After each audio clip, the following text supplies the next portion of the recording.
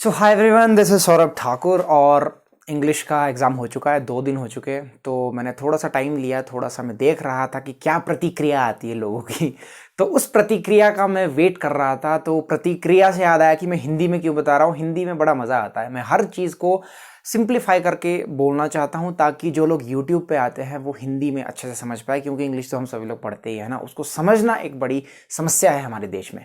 खैर, आज मैं बात करूंगा यूजीसी एनटीए नेट इंग्लिश 2021 जो एग्ज़ाम हुआ है उसके बारे में। थोड़ा सा मैं अपनी ओर से ओवरव्यू उसका आपको दूंगा। मैं ये नहीं बताऊंगा क्वेश्चन क्या क्या आए थे या फिर उसके आंसर्स क्या थे, वो बात बताने वाली है नहीं, क्योंकि आप एग्ज़ाम दे चुके हो, आपको पता है कि क्वेश्चंस क्या क्या आए थे और उसके क्या क्या आंसर होंगे। वो कुछ दिन में आपके आंसर की आ जाएगी। हालांकि वैसे आंसर की आने पर ये एग्जैक्टली हम बता सकते हैं कि क्या कट ऑफ रहने वाली है, पर मैं इस वीडियो में आपको कट ऑफ बताऊंगा, कुछ आपको फैक्ट्स भी मैं क्लियर करवाऊंगा। ठीक है, तो ध्यान से समझना। देखो, इस बार का जो एग्जाम था, वैसे अगर मैं पेपर 1 की बात करूं, अगर मैं अपनी बात करूं, मैं तो बिना तैयारी के एग्जाम में गया था। ठीक है, तो मुझे तो वैसा ही लगा जैसा हमेशा होता है, पिछली बार जैसा था वैसा ही इस बार लगा। सेकेंड पेपर मुझे थोड़ा सा ईजी लगा, थोड़ा सा मतलब कि इतना सा, ठीक है, बिल्कुल थोड़ा सा अबव एवरेज था, पर थोड़ा ईजी था। जितने भी स्टूडेंट्स मुझसे बात करते हैं या फिर मुझे मैसेज करते हैं इंस्टाग्राम पे, तो मैंने उन्हें यही बात बताई थी कि ब्रिटिश हिस्ट्री ज़रूर पढ़ लेना, क्रोनोलॉजी वहीं से आएगी। और 8 से 10 क्वेश्चंस क्रोनोलॉजी के थे, शिफ्ट 1 में भी शिफ्ट 2 में भी, और साथ में मैचिंग के क्वेश्चंस भी 7 8 10 क्वेश्चंस मैचिंग के थे। बहुत इजी था। अगर आपको मतलब सिंपली जो वर्क्स पूछे हुए थे वो ब्रिटिश हिस्ट्री से ही थे, थोड़े बहुत एक दो क्वेश्चंस में, एक दो क्रोनोलॉजी में, कहीं कोई इंडियन था, कोई कुछ था, कोई थियरी से थे, लेकिन जितने भी वर्क्स थे वो सारे फैमिलियर थे। ठीक है, फैमिलियर वर्क्स थे, कोई ऐसा बाहर से उठा के उन्होंने कोई माइनर वर्क्स की क्रोनोलॉजी आपको नहीं पूछी थी। हाँ देखो, जब भी हम एग्जाम देते हैं तो कुछ क्वेश्चंस ऐसे होते हैं जहां वो हमें फंसाना चाहते हैं। ठीक है, जो एग्जामिनर है ना, एग्जामिनर कहें या फिर जिसने भी ये एग्जाम सेट किया होता है, क्वेश्चन पेपर्स बनाए होते हैं, हमसे 10 कदम आगे की सोच रखते हैं। उन्हें पता है कि स्टूडेंट्स को कहां फंसाना है और कहां से निकालना है। ठीक है, दूसरी बात, बच्चे कह रहे हैं कि शाम की शिफ्ट ज्यादा टफ थी। देखो भाई, सीधी सी बात है, अपनी थाली में हमेशा कमी लगता है। ठीक है, तो हम ये नहीं कह सकते, जब अगर आपने सुबह का नहीं दिया, आप ये नहीं कह सकते कि हमारा शाम वाला टफ था। अगर आपने शाम का नहीं दिया तो आप ये नहीं कह सकते हमारा सुबह वाला टफ था। ठीक है, जिन्होंने एग्जाम बनाया है, जिन्होंने तैयार किया है, उन्हें पता है कि सेम लेवल के सेम ग्राउंड से आपको क्वेश्चन पूछे। वेटिंग फॉर गोडो इनका इतना फेवरेट है, पिछली बार भी दोनों शिफ्ट में इससे क्वेश्चन आया है, इस बार भी दोनों शिफ्ट में क्वेश्चन आया है, असर्शन और रीजन का क्वेश्चन आया है। इस बार असर्शन रीजन के क्वेश्चन ज्यादा दिखे, इस बार जिसकी अंडरस्टैंडिंग ज्यादा थी उसके बल्ले बल्ले है। ठीक है, अभी कट ऑफ भी सारी मैं बताऊंगा। ठीक है, और दूसरी बात, पेपर 1 की अगर हम बात करें तो जो हमारा कॉम्प्रिहेंशन था वो थोड़ा टफ था, क्योंकि इकोनॉमिक्स का जो टॉपिक था वहां से इलास्टिसिटी इन इलास्टिसिटी ऊपर ऊपर से गया कई लोगों के, इंग्लिश वाले लोगों के। और जो डीआई था वो इजी था लेकिन कैलकुलेटिव था, थोड़ा सा लेंदी था, टाइम टेकिंग था। ठीक है, लेकिन हो रहा था। 4 तो इजीली निकल गए थे, एक निकल नहीं रहा था। वो कई लोग कह रहे थे कि वो शायद क्वेश्चन ही गलत था, उसका भी पता नहीं है। ठीक है, दूसरा, पेपर 1 में कॉम्प्रिहेंशन टफ था। शाम वाली शिफ्ट में भी सेम था, शाम वाली शिफ्ट में भी जो डीआई था वो कैलकुलेटिव था, ठीक था, मॉडरेट था, और जो कॉम्प्रिहेंशन था वो थोड़ा टफ था। तो पेपर 1 सभी लोग कह रहे हैं कि टफ था। इन्होंने एनकोडिंग डिकोडिंग से हमें कोई क्वेश्चन नहीं दिखा और हमें डायरेक्शन का कोई क्वेश्चन नहीं दिखा। इंडियन लॉजिक से 1-2 क्वेश्चंस थे, शाम में भी थे, सुबह भी थे। सीरीज से क्वेश्चन था, सुबह भी था, शाम को भी था। और नोम चोम्स्की से क्वेश्चन था, सुबह भी था, शाम को भी था। और जो क्रोनोलॉजी मैचिंग वगैरह सब सेम था। और गोडो से क्वेश्चन था, मतलब सेम क्वेश्चंस थे, उन्हीं ग्राउंड से थे, उन्हीं टॉपिक से थे। लिटरेरी क्रिटिसिज्म थियरी से काफी क्वेश्चन थे, कल्चरल स्टडी से काफी क्वेश्चन थे, सुबह भी थे, शाम को भी थे। तो हमेशा ये आपने कभी नहीं सोचना है कि मेरा वाला टफ था या सुबह वाला टफ था या शाम वाला टफ था। ये एग्जाम जो भी बनाने वाले ये क्वेश्चन हमेशा एक ही तरह के सेट करते हैं। ठीक है, अब मुझे कई लोगों ने कहा कि सर आपकी लिटरेरी थियरी पे जितने भी आपके लेक्चर्स हैं, इजी बोर्ड पे सारे लेक्चर्स मैंने बनाए हैं भाई लिटरेरी थियरी के, आप देख लेना प्लेलिस्ट में जाके मेरे चैनल पे। सारे टॉपिक्स, मतलब 1-2-3 टॉपिक्स होंगे जो रह गए होंगे, वो भी इतने इंपॉर्टेंट नहीं है, वो मैं बना दूंगा आने वाले टाइम में। तो कुछ लोगों ने कहा कि सर आपका पढ़ाया हुआ जो था उससे डायरेक्ट क्वेश्चंस आए थे और हमें बहुत हेल्प मिली। बहुत बहुत धन्यवाद आप लोगों का, भगवान आपको खुश रखे। देखो यार, मेरे जो लेक्चर्स है, मेरा या जो मटेरियल जो कुछ भी है, मैं भी कोई अंतरिक्ष से तो मेरा आता नहीं है, मैं भी वहीं से पढ़ता हूँ जहाँ से आप पढ़ते हो, वही मेरे सोर्सेज है। हो सकता है मेरा पढ़ाने का तरीका थोड़ा सा अलग है। ठीक है, तो वही चीज़ मैं कोशिश करता हूँ कि मैं पढ़ाने का जो तरीका है वही आप तक लेकर आऊँ। नहीं तो मटेरियल तो मार्केट में अवेलेबल है, बहुत सारी बुक्स है, विकीपीडिया है, स्पार्क नोट्स है, ग्रेड से हो रहे, बहुत सारी चीज़ें हैं ना, इंटरनेट है, यूट्यूब पे है, यूट्यूब पे इतने सारे लोग हैं। तो मैंने जो कुछ भी पढ़ाया है मैंने उन्हीं सोर्सेज से पढ़ के पढ़ाया है जो आपने पढ़ा है। अगर आपको उसमें से क्वेश्चंस आए हैं, मुझे भी उनमें से काफ़ी क्वेश्चंस दिखे, तो काफ़ी अच्छी बात है ना। आप लोगों को ढेर सारी शुभकामनाएं, ठीक है। अगर आपका नेट जेआरएफ हो जाता है तो बहुत अच्छी बात है कि हमारी बांटी गई ईंटों से दीवारें चिन डाली लोगों ने, ना जाने क्या इख्तिलात की कमी रह गई कि हमारा घर न बन पाया। खैर, मुझे अपना घर बनाना भी नहीं है, मुझे दूसरों के घर से मतलब है। अपना घर बना हुआ है, दीवारें हैं, बोर्ड है, लाइट है, कपड़े है, कोई दिक्कत नहीं है, रोटी कपड़ा मकान। चलो अब कुछ फैक्ट्स क्लियर कर लेते हैं, ठीक है। सबसे पहला फैक्ट है कि ये जो परसेंटाइल का सीन है ना, ये परसेंटाइल का की जो बला है हमारे इंग्लिश और शायद कॉमर्स वालों के पल्ले जो पड़ी है, यहां ने इसने थोड़ा सा काम खराब कर दिया। अब पिछली बार हमें ये पता नहीं लगा कि कट ऑफ क्या गई है, ठीक है। ये पता ही नहीं लगा हमें कि कट ऑफ क्या थी। उससे पहले हमें परसेंटेज का पता लग जाता था कि इतना इतना, लेकिन परसेंटाइल में हमें ये नहीं पता लगा कि कितनी हमारी परसेंटेज थी। वो कैसे पता लगेगा? जब आप आंसर की चेक करोगे तब आपको पता लगेगा कि आपके कितने परसेंट मार्क्स आए हैं, ठीक है। उसके बाद आपको कैसे पता लगाना कि कट ऑफ कितनी गई जब उन्होंने परसेंटाइल में स्कोर दिया है, उसका तरीका यही है कि आपकी कोई दोस्त है या फिर आपका कोई दोस्त है, अगर उसका 58% बन रहा है और उसका नेट हो जाता है, और एक आपकी कोई और दोस्त है उसका 57 बन रहा था और उसका नेट नहीं हुआ, तो आप ये समझ लेना कि कट ऑफ 58 है। इसी तरह मेरी एक दोस्त थी पिछली बार, उसके 58% बन रहे थे जनरल कैटेगरी से आंसर की में, उसका बाद में जेआरएफ हो गया। तो हो सकता है उसका 1 या 2% इंक्रीज हुआ हो लास्ट फाइनल रिजल्ट में, तो उसका 59 या फिर 60 के आसपास जेआरएफ हुआ है। तो हम ये कंसीडर कर सकते हैं कि हमारा जो पिछली बार जेआरएफ हुआ है वो 59 या 60% पे हुआ है, मतलब 60 से नीचे भी हुआ है। 58 से 60 के बीच में हमारा जेआरएफ हुआ है, ठीक है। तो दूसरी बात आप ये समझ लो कि जो नेट है पिछली बार वो 53 या 54 के आसपास हुआ है, क्योंकि मेरे कुछ दोस्त हैं जिनका 53 पे, क्योंकि मेरे भी ये 55 और 60 के बीच स्कोर बन रहा था, मेरा जेआरएफ से रह गया था, तो मेरा नेट हो गया था, मेरा परसेंटाइल भी 98 पॉइंट कुछ था। तो मैं ये समझ सकता हूं कि 3-4 के आसपास, 2 भी हो सकता है, 3 या 4 के आसपास हमारा जनरल से नेट क्लियर हुआ है, ठीक है। तो इसी बेस पे अभी मैं आपको बताऊंगा कि क्या आगे कट ऑफ रहने वाली है, ठीक है। इसी तरह बाकियों का भी आप समझ लेना, इसी के साथ फिर हम प्रोपोर्शनेटली हम बाकी कैटेगरीज का भी बताएंगे, ठीक है। तो परसेंटाइल का सबसे पहले, अगर कई लोगों को पता नहीं होता है कि 98% क्या है, मान लो आपकी 98 परसेंटाइल है, तो इसका मतलब है कि आप टॉप के 2% लोगों में आते हो, ठीक है। अगर आपकी परसेंटाइल 80 है तो आप टॉप के, मतलब इंडिया के टॉप के 20% लोगों में आते हो, ठीक है। तो मेरा 98 पॉइंट समथिंग था, तो मैं टॉप के 1.5% लोगों में आ रहा हूं, ठीक है। लेकिन अगर मुझे जेआरएफ चाहिए, मैं जनरल कैटेगरी से हूं, तो मुझे टॉप के 1% लोगों में आना पड़ेगा, ठीक है, जनरल कैटेगरी में। बाकी कैटेगरी के थोड़ा सा अलग है चक्कर। तो ये परसेंटाइल का जो स्यापा है, वैसे परसेंटाइल को परसेंटेज में कैसे कन्वर्ट करना है इसका भी फॉर्मूला है। गूगल पे मैं देख रहा था, मेरा मैथ्स कमजोर है तो मुझे भाई कुछ समझ में आया नहीं। आप लोग देख लेना परसेंटाइल को परसेंटेज में कैसे कैलकुलेट करना है जब आपका रिजल्ट आएगा उसमें, लेकिन फायदा है नहीं, आपको आंसर की जरूर चेक कर लेना है ना। आंसर की चेक करके आपको पता लगेगा आपका कितना परसेंट है और कितना हमारी कट ऑफ गई है, ठीक है। तो ये सारी चीजें हैं जिससे कि हमें आइडिया लग जाएगा कि हमारी कट ऑफ क्या रहने वाली है, ठीक है। तो अभी मैं आपको थोड़ा सा कट ऑफ का आइडिया दे देता हूं। चलो जी, अब ध्यान देना कि मैं कैटेगरीज लिख देता हूं ना। ये हो गई आपकी जनरल, ये हो गई एससी, ईडब्ल्यूएस भी रख लो। ईडब्ल्यूएस का थोड़ा सा 1-2% का फर्क होता है, ज्यादा नहीं होता है।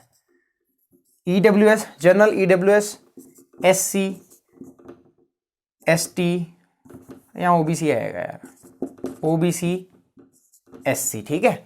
General, EWS, OBC, SC, ST, इनका मैं आपको बताता हूं, ठीक है। तो पिछली बार ये हो गया हमारा सबसे पहले जेआरएफ, फिर हो गया हमारा नेट, ठीक है।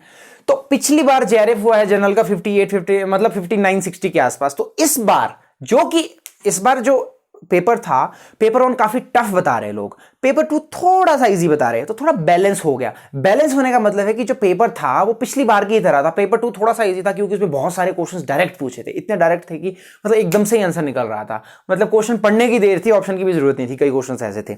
तो इस तरीके से हम कह सकते हैं कि पेपर 2 थोड़ा सा इजी था, हल्का सा, ठीक है। तो पेपर 1 में पता नहीं कहां से पूछा हुआ था, क्योंकि इनकी मर्जी, अगर इनको 4 टॉपिक से डालने तो 4 से ही डालेंगे, 10 से डालने तो उसे थोड़ा थोड़ा डालेंगे, पर इनकी मर्जी है। हमें पढ़ना तो सब कुछ ही पड़ेगा, फैलेसी वगैरह से भी कोई क्वेश्चन नहीं था, तो हमें पढ़ना तो पड़ेगा, सब कुछ ही पढ़ना पड़ेगा, सारे ग्राउंड्स क्लियर करने पड़ेंगे, तभी कोई फायदा होगा। तो जेआरएफ मैं अपनी ओर से आपको कह रहा हूं कि इस बार मेरिट, हाँ एक चीज और मैं आपसे डिस्कस करना भूल गया, पहले उसको डिस्कस कर लेते हैं।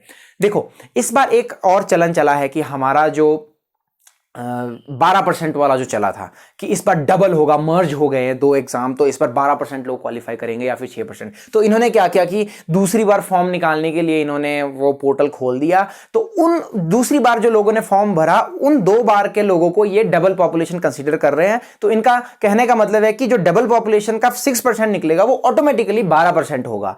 लेकिन इसमें फैक्ट क्या है, मान लो हमारे सब्जेक्ट में 50,000 लोग एग्जाम दे रहे हैं, वैसे इतने ही देते हैं, 60-70 हज़ार 80,000 लोग अप्लाई करते हैं और 50-60 हज़ार लोग एग्जाम देते हैं। मान लो हमारे इंग्लिश में 50,000 लोगों ने पेपर दिया है, मतलब भरा है फॉर्म, उसके बाद उन्होंने दोबारा पोर्टल खोला, तो कितने लोग हो जाएंगे? एक डिस्ट्रिक्ट से, एक स्टेट से आप 500 लोग रख लो, मतलब कि कोई कई छोटे स्टेट भी होते, कई बड़े भी होते, 500 भी रखो तो भी 13-14 हज़ार के आसपास लोग बनते हैं। तो मान लो 10,000 लोगों ने और या फिर 15 रख लो, 10 से 15 हज़ार लोगों ने दोबारा से फॉर्म भरा, तो 50% ये 50,000 है, ये 10 से 15 हज़ार है, तो ये डबल कैसे होगा? ठीक है, डबल तो नहीं हुआ ना ये। तो इस बात का आपने ध्यान रखना है कि इस बार जो 6% निकलेगा वो 65, आप ये समझ लो कि 65,000 लोगों का 6% निकलेगा। ठीक है, 65,000 लोगों का 6% निकलेगा। तो इससे ये मत समझना आपने कि नेट जेआरएफ बिल्कुल डबल हो गया, डबल नहीं हुआ है, थोड़ा सा इंक्रीज होगा। इसकी वजह से मेरिट नीचे आ रही है। ठीक है, मैं आपको फैक्ट्स बता रहा हूं, इसी की वजह से हमारी मेरिट नीचे आ रही है, वरना पेपर बिल्कुल सेम है पिछली बार की ही तरह। ये जो चक्कर यहां पे पड़ रहा है, इस वजह से थोड़ी सी मेरिट हमारी डाउन आएगी 2 से 3%, जो कि मुझे लग रहा है। ठीक है, तो ये चीज आपने ध्यान देने वाली चीज थी। ठीक है, ये मैंने आपको बता दिया। अब मेरा डस्टर कहाँ गया? कपड़े से ही काम चलाना पड़ेगा। चलो, अब मैं आपको बताता हूं कि ये कट ऑफ क्या क्या रहने वाली है। ठीक है, तो सबसे पहले मैं आपको बताता हूं इसकी, तो थोड़ा सा सेफ चलेंगे, है ना। तो बिल्कुल ही डाउन बता दूंगा, कल को आप बोलोगे यार गलती हो गई तेरी बताई हुई थी। वैसे तो आज तक भगवान की दया से या फिर मेरे एक्सपीरियंस जो कुछ भी नेट का, ठीक ही हुई है। 3-4 बार मैं प्रेडिक्ट कर चुका हूं, ठीक बिल्कुल सटीक हुई है मेरी ये कट ऑफ। तो इस बार अगर आपके जनरल में 58 से ऊपर है तो आपका जेआरएफ डन है। ठीक है, इतनी सी बात आप ध्यान में रख लो। नेट आपको मैं 51 पे दे रहा हूं। ठीक है, 51 अगर आपका है, या फिर 51 या 51 से ऊपर आपका स्कोर बन रहा है जनरल में, तो आपका नेट हो जाएगा। और 58 या उससे ऊपर आपका बन रहा है तो आपका, भाई 60 से ऊपर तो बिल्कुल भी नहीं जाएगी कट ऑफ, ये बात ध्यान में रख लेना। ठीक है, ईडब्ल्यूएस का आप 1 या 2% डिक्रीज कर लो, यहां से आप 56 कर लो, इसको आप 49 कर लो। ठीक है, अब मैं बताता हूं आपको ओबीसी का। तो ओबीसी में लगभग 46 में बंदा सेफ है, 46 में नेट। ठीक है, 46 में बंदा सेफ है। 46 या 46 से ऊपर अगर किसी के है ओबीसी से, तो उसका नेट तो भाई पक्का है। और इसमें आप 8 से 10% इंक्रीज करके चलो, वो जेआरएफ होगा आपका। तो इसमें आप 56 10 हो गए तो 8 से 9, तो मतलब कि ये 55 अगर ओबीसी में आपके जेआरएफ आपको दिला सकता है, अगर ओबीसी में आपका 55 बन रहा है। ठीक है, जो मैंने फैक्ट्स आपके सामने रखे उसी के बिहाफ में मैं आपको ये आंसर की तो अब आएगी, कट ऑफ बता रहा हूं। ठीक है, तो एससी में क्या है कि एससी में आप 43 पे आप सेफ हो। 43 से ऊपर अगर आपके हैं तो आपका एससी से नेट हो गया, समझ लो। ठीक है, इसी में आप 10 इंक्रीज करके 53 बनता है, तो इसको आप 52 कर लो। ठीक है, 52 पे एससी में आपका जेआरएफ हो रहा है, क्योंकि जितने में जनरल वाले बंदे का नेट होता है उतने में एससी वाले का जेआरएफ होता है। तो 51 के आसपास जनरल का हो रहा है, तो 51-2 के आसपास ही एससी का जेआरएफ होगा। ठीक है, क्लियर है बात। एसटी में थोड़ा सा 1% हम नीचे जाएंगे, इसको 42 में मैं लेकर आऊंगा। ठीक है, इसको मैं लेकर आऊंगा 42 का डबल 52 होता है, इसको 51 पे लेकर आएंगे। ठीक है, तो एसटी में जेआरएफ 51 पे होगा और नेट 42 पे होगा। ठीक है, ये मेरी प्रेडिक्शन है भाई, मेरी पर्सनल प्रेडिक्शन है। मैं भगवान नहीं हूं, मैं फिर से कह रहा हूं, मैं दाना हूं, छोटा सा बीज हूं। ठीक है, डाउन टू अर्थ हूं और तो ये जो कुछ भी है, मुझे ऐसा लगता है कि इस बार ऐसा होने वाला है। ठीक है, और इस बार मैं कहूं सच में गोल्डन चांस था नेट जेआरएफ निकालने का, क्योंकि मर्ज हुआ है। हो सकता है अभी आने वाले टाइम में भी, क्योंकि अभी भी एक एग्जाम रहता है, इस साल का जो एंड का एग्जाम है वो अभी रहता है, तो हो सकता है कि अगला पेपर भी ये मर्ज करे, तो उसमें भी गोल्डन चांस होगा। अगर आपको लगता है कि इस बार आपका एग्जाम ठीक नहीं हुआ है तो दोबारा से जुट जाओ तैयारी में, बहुत जल्दी एग्जाम होने वाला है, क्योंकि जल्दी करवा देंगे। ठीक है, तो बस ये ओमिक्रॉन जो कि नया वायरस आया है, बस ये धूम ना मचा दे। अगर इसने धूम धूम मचा दी तो अपना बूम बूम हो जाएगा। ठीक है, तो ये है आपकी कट ऑफ। मैंने आपको ओवरव्यू दे दिया एग्जाम का कैसा था। शिफ्ट 1 शिफ्ट 2 में कोई प्रॉब्लम नहीं है, सब सेम ही होता है। और कुछ लोग कह रहे थे कि उनको अलग से 3-4% मार्क्स दिए हैं पिछली बार क्योंकि शिफ्ट 2 टफ थी, लेकिन मुझे ऐसा नहीं लगता है कि ऐसा करेंगे, क्योंकि ये तो फिर कोई जस्टिस नहीं हुआ बच्चों के साथ कि अगर आप शाम की शिफ्ट का भी टफ था तो आपने उनको एक्स्ट्रा नंबर दे दिए। मुझे नहीं लगता कि एनटीए ऐसा कुछ प्रावधान होगा एनटीए में। एक एक्सपर्ट ने मुझे कुछ ऐसी बात भी बताई थी कि इस बार नेट तो उतना ही होगा लेकिन जेआरएफ 4% लोगों को देंगे ये। ठीक है, मैं आपको एक कंडीशन और यहां बता रहा हूं, कल को आप कहो कि यार तेरी बताई कट ऑफ गलत होगी, तो मैं आपको एक सिचुएशन और बता रहा हूं। किसी एक्सपर्ट ने मुझे बताया, उनका भी अपना यूट्यूब चैनल है और मुझसे भी ज्यादा सब्सक्राइबर्स है, तो उन्होंने मुझे बात बताई कि जेआरएफ को इन्होंने 4% किया है इस बार, नेट उतना ही रहेगा, मतलब कि 6% टोटल होगा और 6% में टॉप के जो 4% लोग होंगे उनका जेआरएफ होगा। उनका कहने का ये मतलब था। उन्होंने कहा कि मुझे पक्का पता है, हालांकि मैंने और वीडियोस देखी और सर्च किया तो मुझे ऐसी कोई जानकारी नहीं मिली। अगर ऐसा हुआ कि जेआरएफ को इन्होंने 4% किया तो समझ लो कि ये 58 से भी नीचे आ जाएगा जेआरएफ। ठीक है, हर चीज में ये डिक्रीज हो जाएगा।